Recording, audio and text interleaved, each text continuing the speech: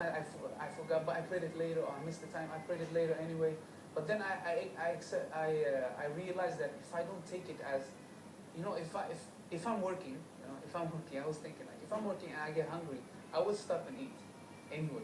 I'm not gonna let it go because I'm working so hard and I forget. I'm not gonna forget it.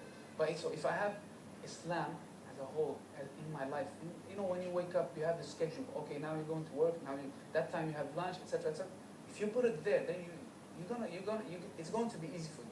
And this is how I accept it, And so I believe for me, it's a way of life, and it's not a secondary thing. It can be. Otherwise, if I put it on second, I have my job.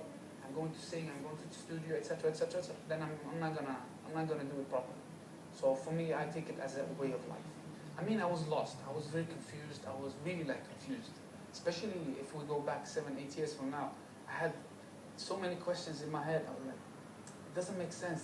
What is the purpose of life? It's crazy. I was really confused. I had so many questions like, why do we live? Why do we die? What the purpose of us is here, etc., etc. So I was very confused, and that made me, to just at the end of the day, of course, I accepted it. But it was a hard, especially I had 1 year. It was very depressive and everything. I just started thinking about all this and just like, what is this? Started hating a lot of things. But so I think for me it was just a lot of questions, confusion, and I know many people go through the same things. This is what inspired me to start doing what I'm doing today. And to try. I know that there are many people, especially young people, who go through the same things I'm going through, or I went through back then. And I just try to say like, this is a good opportunity to say this, that I was just like you, and I'm still just like you. I make mistakes still. I'm Maher Zain. I still make mistakes.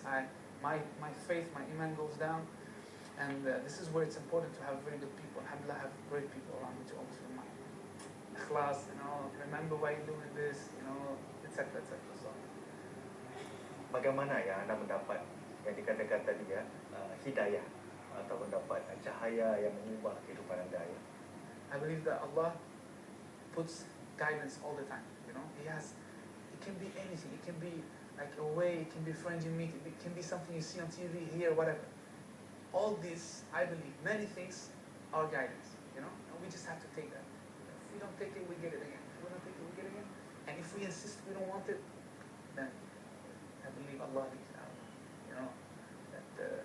So it's just I think guidance is all over. You just have to take it. And I believe this is what I did. Alhamdulillah. It was a very hard choice for me, but I did it. Alhamdulillah.